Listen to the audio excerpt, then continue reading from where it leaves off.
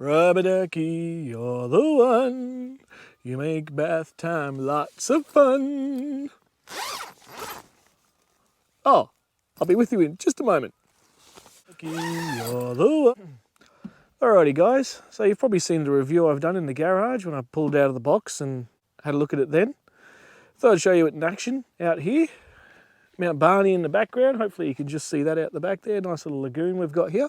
Perfect camping spot, glorious day. Now, I thought I'd just show you how I set this up. So I've got the Austrail fast frame ensuite single, and what I tend to do is I modify it a little bit for my shower setup. So I put a bit of a floor base in. So the tent does come with a floor, plastic sheet floor, but then I go and put one of these little rubber mats in, as well as this little guy.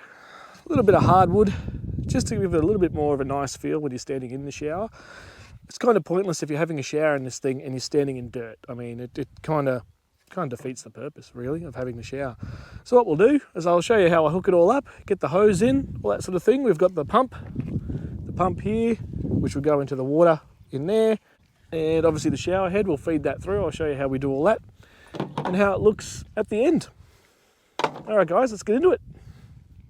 Alrighty, so the first thing you're going to want to do, folks, is grab your shower head, the snap-on connector end, pull back the little blue ring and then place it onto the connector and then let go of the ring to ensure a tight, secure fitting. Now grab your shower head and feed it up around the back of the unit here like I have, and you'll see a small opening at the top of the shower tent of this ensuite single, and you'll be able to just rest the shower head up there just nicely until we get around into the shower, and then we'll place it properly. Again, same with the pump end. Pump goes at the rear, obviously. The black power lead that powers the pump into the black plug. Pull back your blue little lug again, feed it over, let go of the clip, and it'll clip in. Check that it's secure, obviously. Now, what we need to do is get the pump into the water. Place the pump in the water. Ensure that when you put the pump in, that the pump itself, the black section, is standing. With the pump standing, it ensures better flow of water into the system and keeps the pressure nice and high. And last of all, more so as a safety guard, I tend to do the gas last. Now, when you tighten it up anti-clockwise and just sort of finger tight. You don't want to go overly tight with this connection. Alright, so let's have a look, eh? So undo our zip here.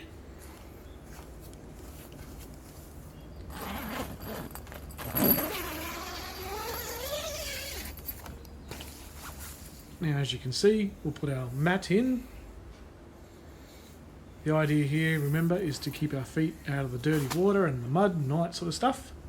Works a treat, guys. I highly recommend it. You can get these little boards at any hardware shop. Now, as we come up, you'll see the shower hose and fitting. So the shower hose feeds through this little slot here, obviously from the outside. You can go on the inside if you like, but I prefer to go on the outside.